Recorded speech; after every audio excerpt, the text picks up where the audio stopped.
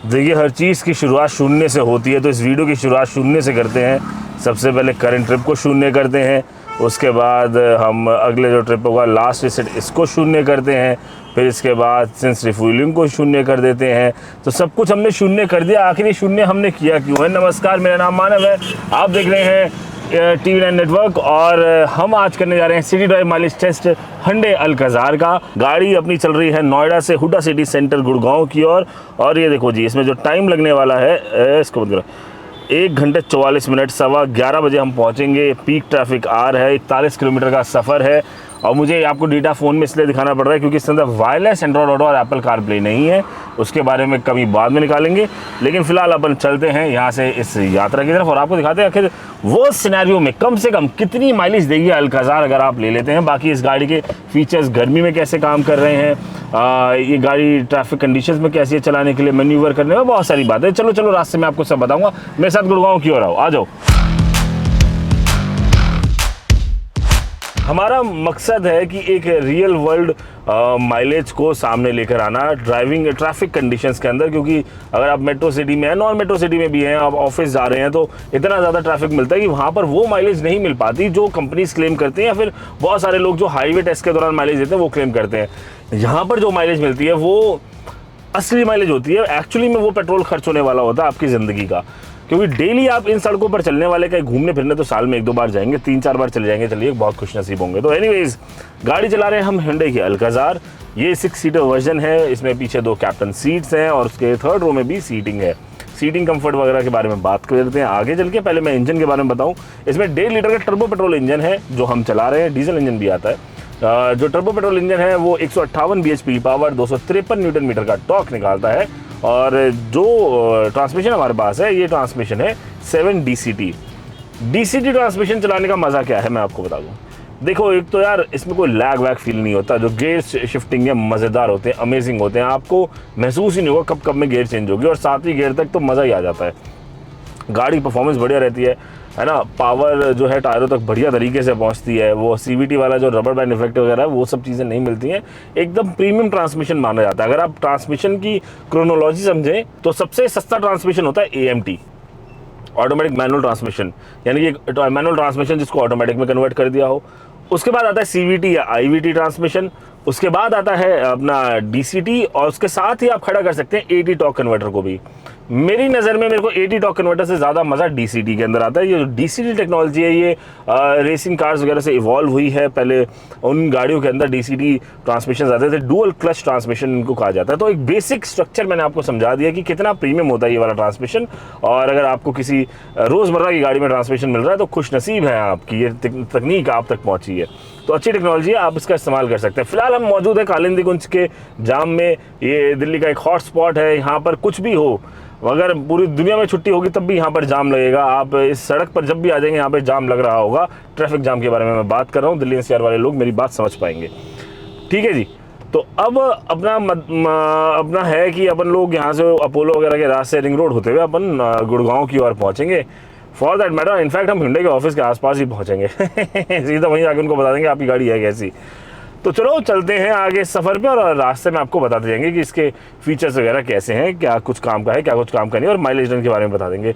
अभी तो बहुत ही ख़राब माइलेज यहाँ पर देखने को मिलेगी। जस्ट अभी शुरुआत हुई है, 2 किलोमीटर गाड़ी चली है, 14 मिनट का समय हुआ है और 5.5 किलोमीटर पर लीटर की माइलेज दे रही है पेट्रोल पर ये फ़िलहाल।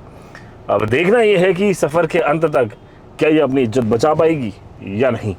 Let's go.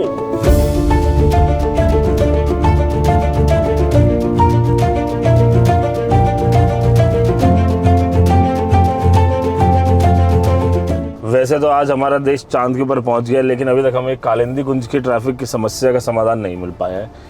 मुझे उम्मीद है कि कोई तो आएगा जो इस समस्या का समाधान कर पाएगा। ये तो नहीं हो पा रहा है, फिलहाल तो नहीं दिख पा रहा भाई। खैर, अब जब इतने ट्रैफिक में बैठे हैं तो चलो 2-4 बातें और कर लेते हैं इस गाड़ी के बारे में। एक तो इसका जो 360 डिग्री कैमरा है ना भाई, वो बहुत लाजवाब है। मतलब ट्रैफिक के अंदर आपको अगर बिल्कुल माइनर सी जगहें हैं जहाँ से आपको गाड़ी निकाल के लेकर जानी है, वहाँ पर एक कैमरा और जो सेंसर्स हैं वो बहुत मदद करते हैं। आपको एक भरपूर आइडिया रहता है कि यार आपकी गाड़ी कहीं ठुकने तो नहीं वाली, कहीं लग तो नहीं रही, किसी से टच तो नहीं हो जाएगी। वो वाली चीज़ जो है ना, वो चीज़ मुझे बेस्ट लगती है। 360 डिग्री कैमरा, ट्रैफिक कंडीशंस के अंदर मस्त चीज़ है, सेंसर्स बढ़िया चीज़ है, आपको मतलब पूरा अंदाज़ा मिलता रहता है। तो आप बड़ी गाड़ी भी लेकर अगर रोड पर निकले हो तो आपको वो वाला स्ट्रेस नहीं होगा यार गाड़ी बड़ी है लग ना जाए, ये सब टेंशन नहीं आएगी। फिलहाल जो टेंशन हमें आ रही है वो ये है कि हम यहाँ से कब निकल पाएंगे, काहे कि यहाँ पे खड़े खड़े माइलेज बहुत ज़्यादा गिर रही है, जो मैं नहीं चाहता कि इतनी भी ज़्यादा गिर जाए माइलेज। चलिए खैर आगे बढ़ते हैं, फिर आप आगे चल के आपसे बात करते हैं। पहले कालिंदी का जाम हम लोग क्रॉस करके आते हैं।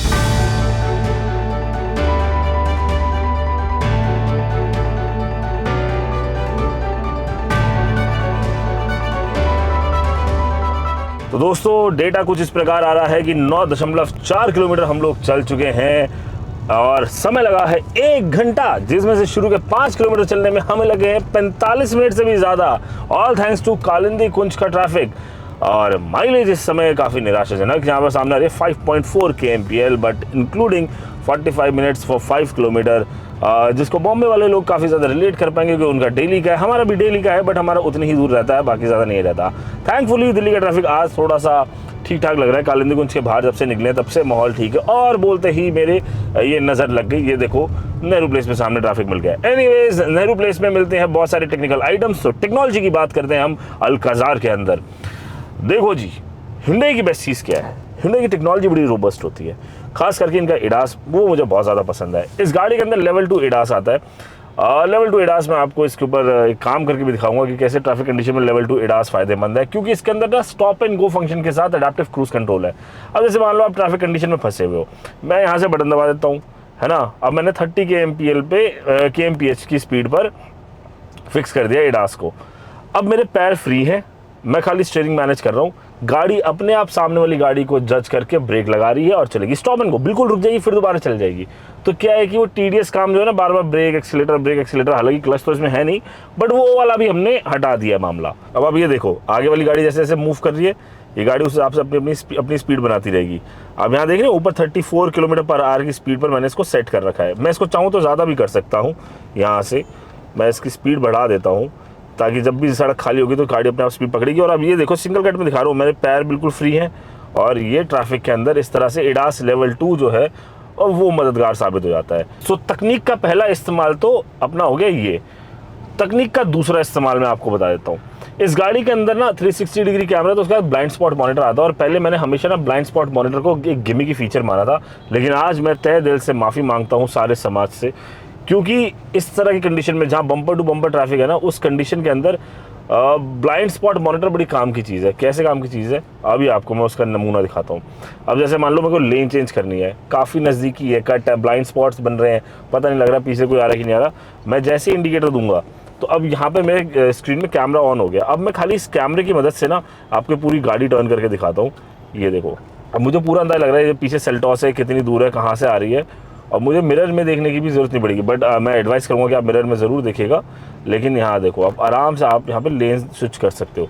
तो ये कुछ ऐसे फीचर्स हैं जो आपको पास नहीं होंगे तो आपको उनकी वैल्यू पता नहीं लगेगी, जस्ट लाइक मी, क्या साथ में नहीं तो वैल्यू पता नहीं रहती, लेकिन जब आपके पास होता है तो आपको ज़्यादा कीमती कुछ नहीं लगेगा। तो एडास और एडास लेवल 2 और ये ब्लाइंड स्पॉट मॉनिटर दो बहुत ही क्रांतिकारी फीचर्स हैं टेक्नोलॉजी के लिहाज से अगर देखा जाए तो। एडास लेवल 2 के अंदर और भी बहुत सारी चीज़ें आती है, जैसे front collision avoidance, rear collision avoidance, lane keep assist, lane और डिपार्चर वार्निंग, है ना, टेक अ कॉफ़ी ब्रेक वगैरह भी बताता है। 17-18 फीचर्स के आसपास जाके बैठते हैं, लिस्ट में को याद नहीं, बहुत सारे फीचर, बट मोटे मोटे तौर पे इतने फीचर होते हैं जो कि आपके लिए भरपूर है। एंड आई थिंक अगर आप वाकई में आपके लिए सेफ्टी प्रायोरिटी है ना, तो आपको एडास वाली गाड़ी ज़रूर लेनी चाहिए।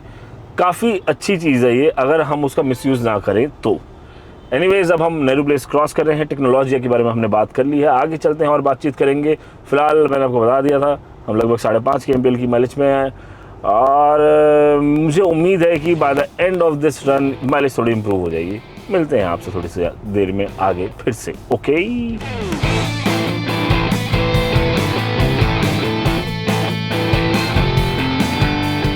सीट से बात आई तो इस वक्त हम लोग दिल्ली में मौजूद है। माशाल्लाह दिल्ली के अंदर टेम्परेचर 45-40 डिग्री जा रहा है, बट उसके बावजूद भी जो वेंटिलेटेड सीट्स हैं, जिसका बहुत सारे लोगों ने मजाक उड़ाया इंक्लूडिंग मी, हम लोगों को लगता था ये गिमिक की फीचर है, अब हमें समझ में आ रहा है कि वेंटिलेटेड सीट कितना इम्पॉर्टेंट फीचर है। मतलब आप बैठ नहीं सकते भाई साहब सीट के ऊपर, इस गर्मी के अंदर अगर वेंटिलेटेड सीट ना हो, वो सीट है फटाफट से सीट को ठंडा कर देती है, तो आपके तन बदन में आराम आता है, ठंडक आती है, तो मज़ा आता है। एयर कंडीशनिंग फैंटास्टिक है, मज़ा आ रहा है, बढ़िया तरीके से एयर कंडीशनिंग काम कर रही है। मैं सच बता रहा हूँ, बाहर इतनी गर्मी है, आपको अंदर बैठ के बिल्कुल महसूस नहीं होगा कि अंदर इतनी गर्मी है, और बाहर निकलने का आपका शायद मन भी नहीं करेगा। इतनी बड़ी गाड़ी होने के बावजूद भी एयर कंडीशनिंग बढ़िया से काम करती है, एंड इवन 3rd रो तक एयर कंडीशनिंग जाती है। 3rd रो में इनके बाद लोअर की स्पीड भी आप मैनेज कर सकते हो, तो which is a good thing. इसके बाद और मैं आपको इसके बारे में बताऊं तो देखो, बोस के स्पीकर आते हैं, अच्छी साउंड क्वालिटी है, 10.25 इंच की स्क्रीन है, एक इंफोटेनमेंट है, एक MID स्क्रीन लगी हुई है, डैशबोर्ड वगैरह भी अच्छा लगता है। तो ओवरऑल एक प्रीमियम फील है, जहाँ पर भी आप टच करोगे, आपका हाथ वगैरह लगेगा, वहाँ पर आपको सॉफ्ट टच मटेरियल मिलेगा ही मिलेगा, ऐसी प्रॉब्लम नहीं है। ये तो वो प्रीमियमनेस बनी हुई है, गाड़ी काफ़ी स्मूथ है, ड्राइव करने में मज़ा आ रहा है, फन टू ड्राइव कार है। एक और बड़ा पॉजिटिव पॉइंट बताऊँ मैं, इसका ना लोअर RPM पे टॉर्क बड़ा अच्छा मिल रहा है। लोअर RPM पे टॉर्क अच्छा मिलने का मतलब ये हो रहा है कि गाड़ी को ना, गाड़ी ट्रैफिक में भी है तो आराम से उठ जाती है, ऐसा झटका नहीं लेगी या जोर नहीं पड़ेगा, गाड़ी के ऊपर लोड नहीं आएगा, गाड़ी आराम से पिकअप ले लेगी, तो वो एक अच्छी चीज़ है।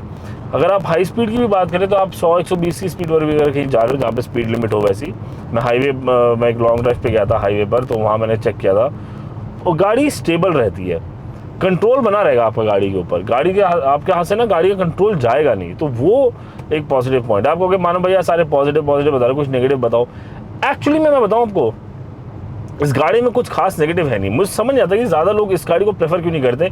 मुझे लगता है समाओ को क्रेटा की जगह अल्काज़ार ले लेनी चाहिए यार, एक तो 2 सीट एक्स्ट्रा भी मिल रही है, जब से इसका फेसलिफ्ट आया है ये गाड़ी गुड लुकिंग भी हो गई। अगर आप इसका रियर प्रोफाइल देख लो, फ्रंट प्रोफाइल वगैरह देखो, तो गाड़ी गुड लुकिंग है, उसमें कोई प्रॉब्लम नहीं है यार, अच्छी लगती है, बड़ी SUV लगती है।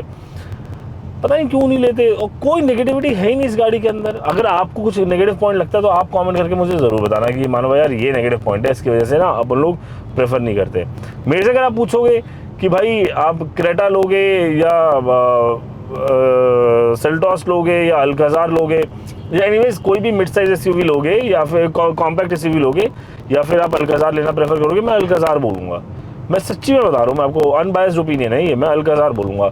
यार एक तो मेरे को एडिशनल 2 सीटें मिल जा रही है, जब ज़रूरत है तो खोल लो, नहीं है तो फोल्ड करके रख दो, क्या प्रॉब्लम। मतलब आप ₹1,00,000-1,50,000 रुपये का फ़र्क आता है, उससे ज़्यादा फ़र्क भी नहीं आता, शायद उतना भी फ़र्क नहीं पड़ेगा आपको जाओगे तो, डिस्काउंट्स वगैरह अच्छे चल रहे होते हैं। 3rd रो की सीटिंग है, मतलब वो हमने एक डिटेल रिव्यू करा, उसके अंदर आप जाके देख सकते हो वैसे तो, बट मैं आपको बता देता हूँ, ऐसा एक बात हो रही है तो बात के बाद में बता देता हूँ। शॉर्ट डिस्टेंस पे अगर आप जा रहे हो ना, तो किसी को बैठा सकते हो, बच्चे वगैरह को बैठा सकते हो, एक मतलब 10-12 साल 15 साल तक का बच्चा भी बैठ जाएगा।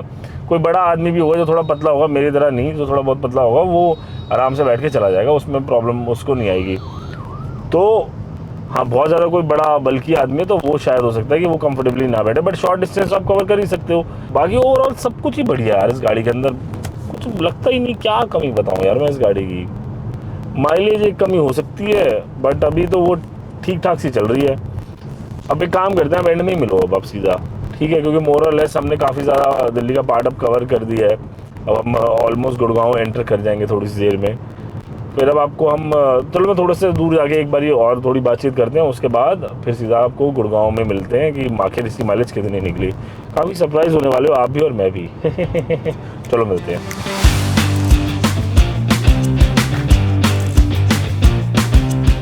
अब देखो, मैं एक और बहुत बढ़िया चीज़ बताता हूँ आपको। इसके अंदर हालांकि wireless Android auto Apple CarPlay नहीं है, जो कि बहुत बड़ा ड्रॉबैक है, लेकिन वायरलेस चार्जिंग पैड है।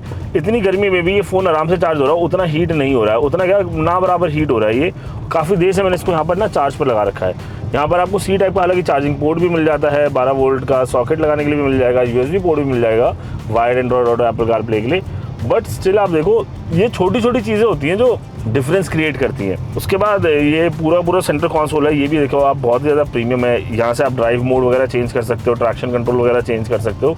दूसरा देखो तो यहाँ पे डुअल जोन क्लाइमेट कंट्रोल है, ये बेहतरीन चीज़ है। कई बार ये होता है ना कि इधर वाली सीट पर बच्चा बैठा हुआ है, अब घर में कोई छोटा बच्चा वो को ड्राइवर सीट पर बैठा हुआ है, कोई बुजुर्ग हैं जो को ड्राइवर सीट पर बैठे हैं, उनको ठंड ज़्यादा लग रही है, उनको गर्मी ज़्यादा लग रही है, तो भैया वो अपना टेम्परेचर यहाँ से कर लें, यहाँ से हम अपना कर लें।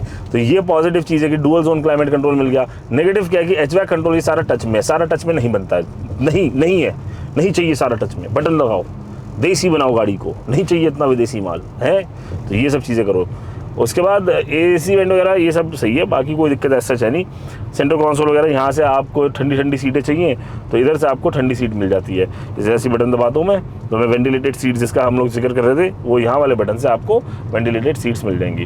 ओवरऑल कोई समस्या है नहीं। एक बार आपको डेटा दिखाते हैं। MID स्क्रीन की तरफ नज़र मारिए।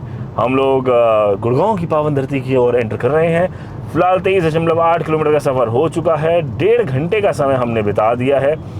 8.2 kmpl माइलेज, वाओ बिंगो। एक समय था जब ये गाड़ी 2.5 किलोमीटर पर लीटर की माइलेज दे रही थी कालिंदी कुंज में जब हम खड़े थे, लेकिन जैसे ही ट्रैफिक क्लियर हुआ इस गाड़ी के वक्त बदल गए, हालात बदल गए, जज्बात बदल गए। इसका मतलब क्या है? इसका मतलब क्या है कि फ्यूल एफिशिएंट इंजन है। थोड़ी सी भी डिसेंट कंडीशन आते ही वो फटाफट से फ्यूल एफिशिएंसी फेंक देता है। जैसी कंडीशन थोड़ी सी ठीक हुई फ्यूल एफिशिएंसी बेटर हो गई। अब हम चलते हैं एकदम एंड की ओर और अंत में जाके वहाँ पर आपसे मिलेंगे और वहाँ बताते हैं कि आखिर हमारा पूरा रन जो हमने कंप्लीट करा नोएडा टू गुरुग्राम का ट्रैफिक कार के दौरान कितनी माइलेज मिली। अंत में मिलते हैं। चलो जी चलो।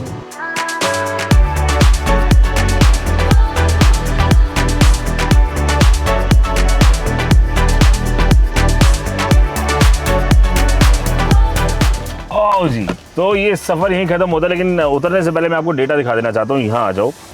अब आप ये समझो कि हमें 2 घंटा लगा है 38.4 किलोमीटर चलने में 9.4 kmpl की माइलेज आई है। तो रफली अगर आप देखो तो 20-22 किलोमीटर पर आवर की स्पीड निकाली है।